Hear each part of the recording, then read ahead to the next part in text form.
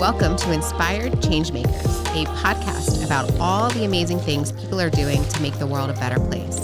This podcast is about creating change in the moments that inspired our guests to activate. My name is Julia Healey, and I'm the CEO of United Charitable. Stay tuned to be inspired. All right, Jonny, welcome to the podcast. I am so excited to have you here. I have known you for I was trying to figure out how long we've been in the accounting circle. I think about 8-9 years now. Yeah. And so I was like, that's pretty incredible. So Jonny Rosch is a CPA and a partner at PB Mayers and has devoted his professional career to being a trusted advisor to the non-for-profit organizations, which I appreciate. In fact, his commitment to his local community was rewarded when you were 18. He was selected to participate as a torchbearer during the Olympic torch relay for the 2002 Winter Olympics. Jonny is a proud dad of 3, a Virginia Tech alum, go Hokies, and enjoys spending time outside with his family. So first, I want to ask, why a career in accounting? Well, thank you, Julia. It's an honor to be here. Great introduction. That the torchbearing seems like a lifetime ago at this point. For me, for accounting, it checks a lot of boxes. It's a puzzle to solve. It's a way to help people. It's also the language of business. So when you think about technology and computers, they know the code. That's kind of the language of the technology. I view accounting as the language of business. So if you can understand what goes into the underlying transactions and everything that happens, it really tells the story of the business. And so for me, solving that puzzle and understanding that really engaged me to learn about business. And then why non-for-profits? Like, why was nonprofit your specialty? Well, it's kind of reflected in that story from when I was 18.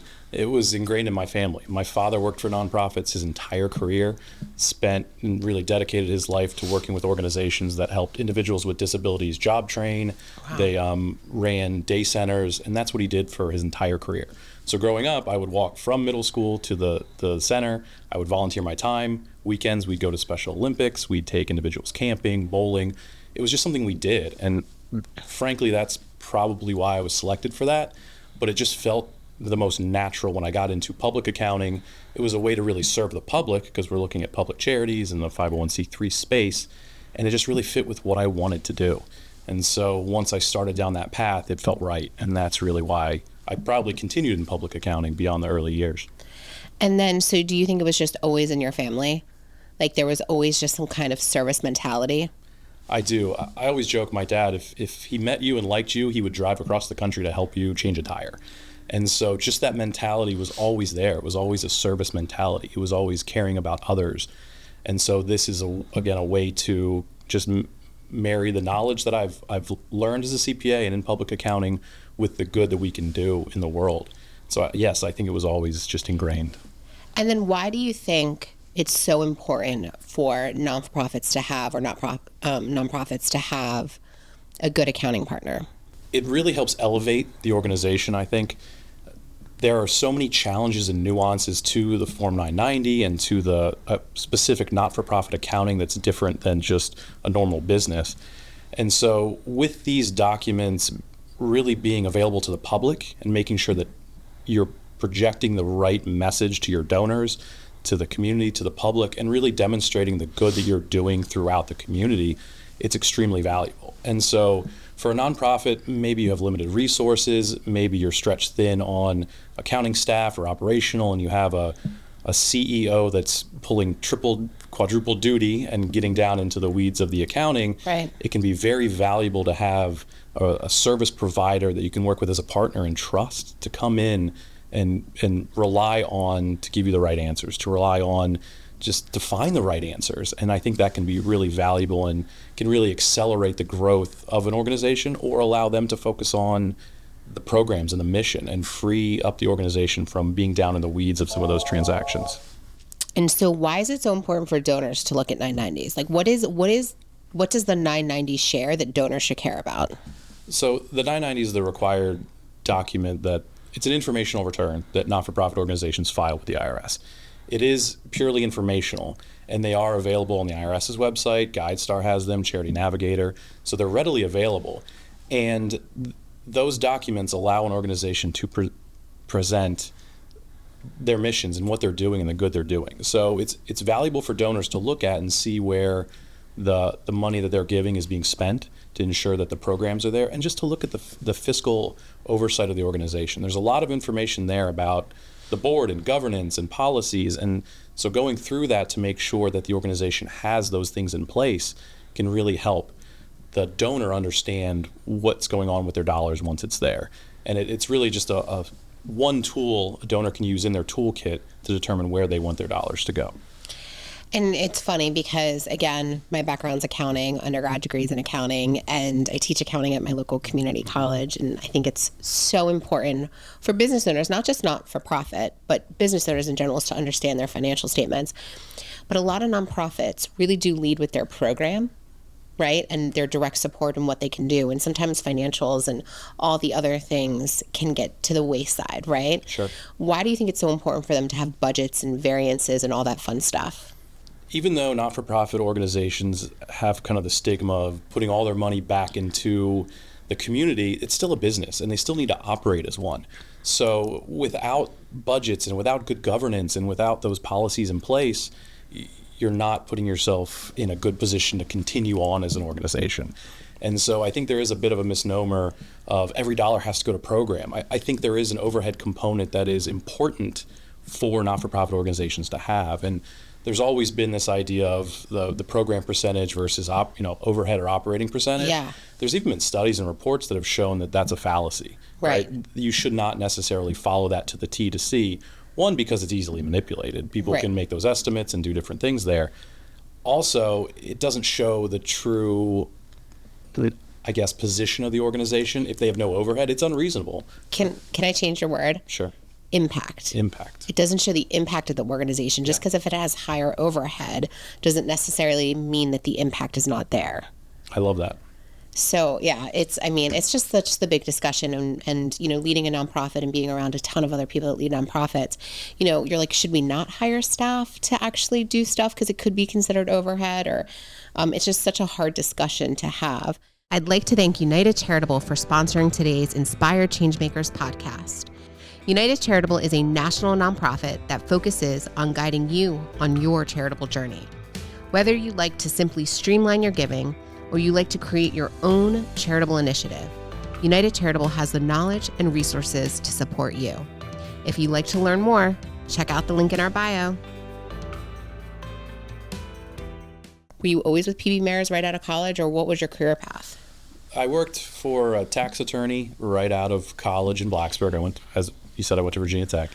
And then I worked for a couple smaller firms up here that really let me spend my time in the not-for-profit space. Great organizations, had a really good experience with all of those. PB Mayors was the right size for us. The Counting Today rankings just came out. We're 75 in the country. There you go. CPA firm. So with PB Mayors, I had the opportunity to really focus my attention on the not-for-profit space and really excel in that. And so that really is what led me to be at PB Mayors there almost 10 years now. And now, do they have a community impact program? We do. It's called PB Mayors Cares, and we have 3 pillars that we focus on. We focus on diversity in business. We focus on financial literacy and financial stability. Wow. And so our donor cycle is coming up. We run 2 cycles each year. It'll open up in May and then again in the fall. And so actually you had Knox and Rachel on from... Opportunity Scholars. Right. They were a recipient in 2 cycles ago, I believe. Oh, wow. That's awesome. Yeah. Small world. It is.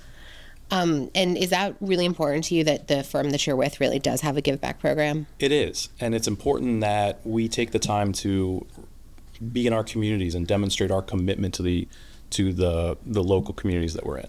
Although we are a large firm, we still have very close community ties in where our offices are represented. And so it's important to me that we participate in this type of program in all of our footprint across Maryland, Virginia, and North Carolina. And so, you started off this conversation talking about your dad. How do you want your kids to talk about you and your charity? I think of charity and philanthropy in many different ways. You obviously have the dollars out the door, but it's the commitment, it's the time, it's the energy. And so I've served a lot on boards over my time. I'm currently not on a board, just taking a step back, figuring out really where I want to spend my time.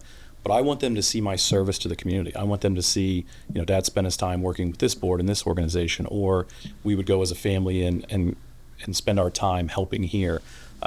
There's a local community called Crossroad Connections, and we go multiple times a year. It's a food bank, and we're making the backpacks and everything, and we take the whole family, all 3 kids. My youngest is bouncing around throwing granola bars everywhere, and it's lovely, and they get to see the impact that has on the community as we do that.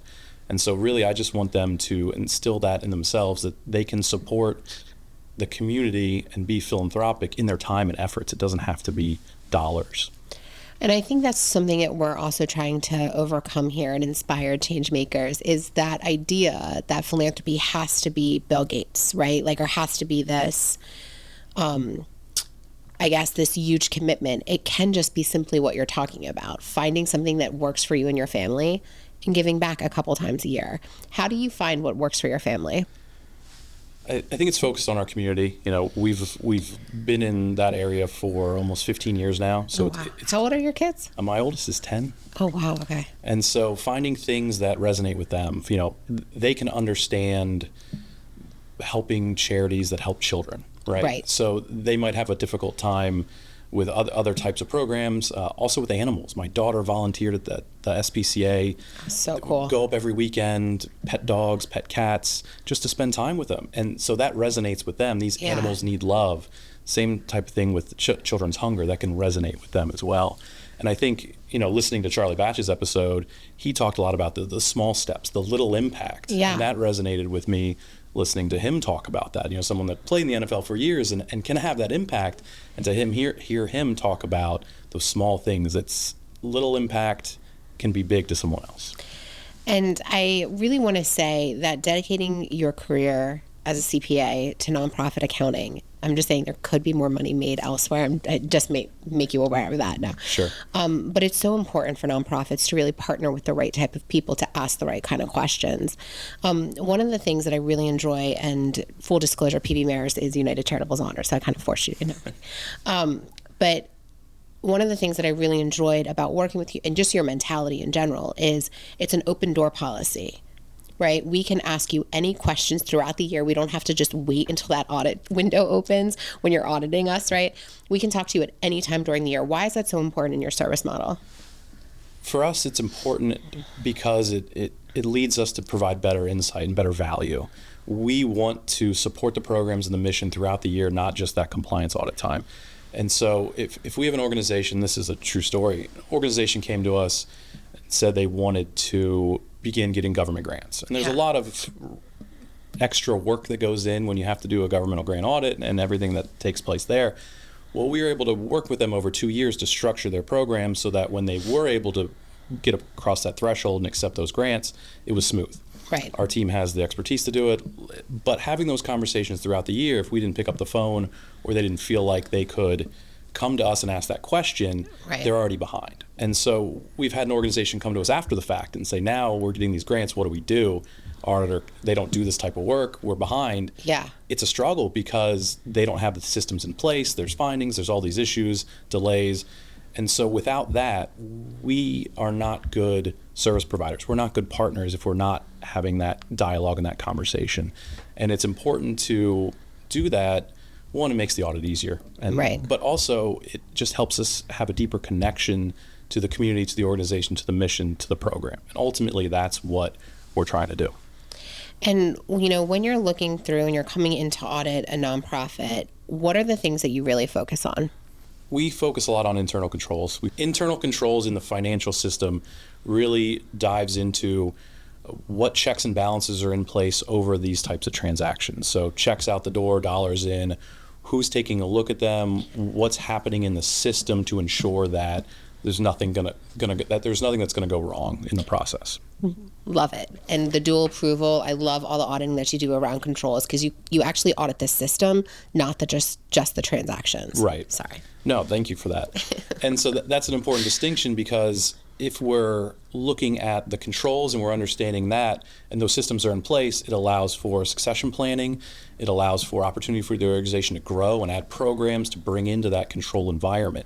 And when we hear the news stories about organizations that had fraud or some sort of theft, most of the time it's because there's a lack of controls or a lack of segregation of duty. One person doing everything. So I don't know if you saw, but did I cut you off? Probably. No, okay. Go ahead. I don't know if you saw, but the recent one of the NFL players got in trouble. The recent Walter Payton Man of the Year got in trouble for not filing his 990s and not having the right auditing in place and all of these things. And that's one of the reasons that we started, our division, Athletes Charitable, which you were at the launch of, is because we really wanted to make sure that people that want to do good and really want to create an impact have all of the important support around them. And so that's why when I look at PB Mayors and I think about how you really support your nonprofit partners, it's really impressive. So if I had to ask you, who is your favorite charity, other than United Charitable? Who is the favorite charity that you've audited and why? The one that resonates with me the most is an organization called Did Lake out of Manassas. And I love what they do. One of the reasons why is my father worked there for 20 years when he started his career. So for me, going to work with my dad was going to their programs. And it started extremely small in Manassas. It was kind of a one location job training for individuals. And they've grown to a very large organization across all of Virginia, down into Tidewater. And it still feels small to me. It still feels like I have this really close connection with them. We've been able to work with them for several years. I love what they do, and I just have that really close connection with that group. So that's probably why them. But I really like everyone I work with. I think we have the opportunity to make sure we're working with organizations that we want to work with, and so that gives us a lot of opportunity to help those groups and their programs.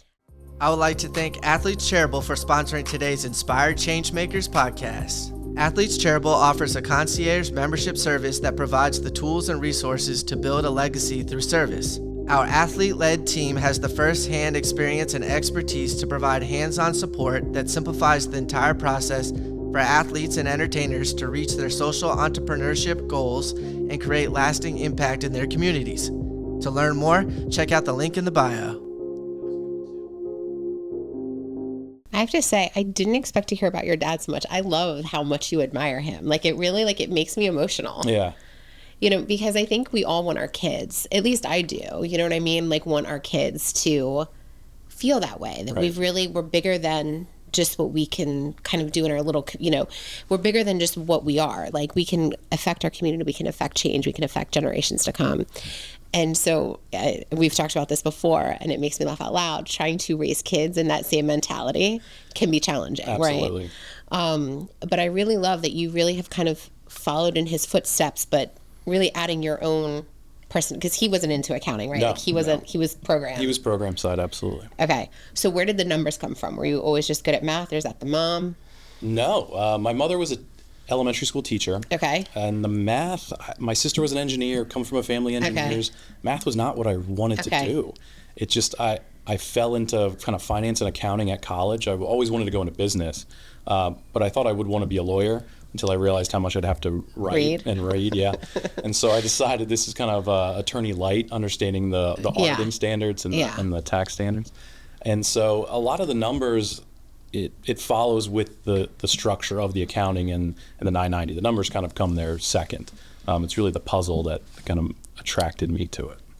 When I teach, it's very funny because most students, I should say, they're not all kids, but most students are like, accounting's not going to be relevant for me for my life. I'm going to be an entrepreneur. And then I have to explain that, but accounting is the one thing that every business needs. And even beyond that, let's say you're in marketing. If you make it high enough in marketing, you're going to be in charge of a P&L at some point. Yep. If you make it high enough in even production, you're going to be in charge of a P&L. So understanding the basics of accounting so that your P&L, as you report upwards, you know that it's correct or right is critical for everybody, I think. There was one student, and this is my favorite story, that thought accounting was super irrelevant to his life. And he worked at Walmart, and he worked in the grocery department at Walmart. And so he was, again, in charge of a lot of the produce. He was in the produce area. And when I started talking about inventory, he was like, oh my God, this is this is the reports I'm reading are accounting. I was like, yes. And then we were going through like LIFO and FIFO and da-da-da. And he was now the person that was most like, accounting is so like not relevant, is now like, oh my God, if you put out the wrong lettuce first or the wrong box first, you can get fired. Like they were talking about like organization in the back and what does the inventory look like for the fresh produce? Where does it have to go? How do, like all of these things. And they're like, that's all accounting. I go, yes. Inventory, so fun. Well, one of my favorite parts of the year is when one of your students calls me to talk about public accounting. I love those emails. I love those conversations. It's always great to talk to them about what we do and why it's impactful. Yeah, and I think that now too, especially because we're not turning out as many accountants as we need to, it's not, I mean, I don't understand why people don't think accounting is sexy. I think it's like the best, but we're not turning out as many accountants as we used to. And so I think it's really important to kind of open them up to know, like, I did not start at, so I have an accounting degree and then I audited. Okay. And I kind of only thought that was the only part of accounting. And I was like, yeah, that's not me. Like, I cannot do it. Test account payable. You know what I mean? Right. Like, that's just not me. So I think it's really important for them to know that there's so many different types of accountants, right? You do have your lovely auditors that test transactions, but also inventory and payroll. There's so many different like aspects of it. So how did you really know that auditing was your specialty? I did a lot of tax work early in my career. Okay. And I kind of went through a couple busy seasons, and you're working 70 hours a week behind a desk.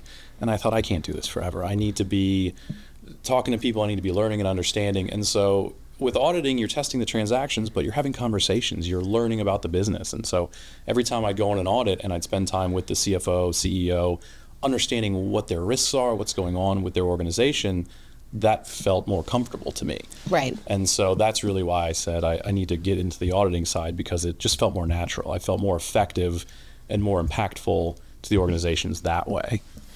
And then, I feel super blessed because United Charitable has a very strong audit and budget committee. How often do you work with the different committees in each nonprofit? So with the not-for-profits, as a general rule, we meet with finance committee and board at the conclusion of every audit. I'd like to meet with them on off cycles as well. We offer, as part of our relationship, board financial literacy training. So I will come in off cycle, I will talk to the board, we'll talk about audits, 990s, why those are important for organizations that don't necessarily have the financial specialist on staff or on the board.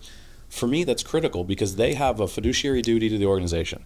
And I've been a treasurer on boards where everyone expects me to do it all. Everyone has the same duty.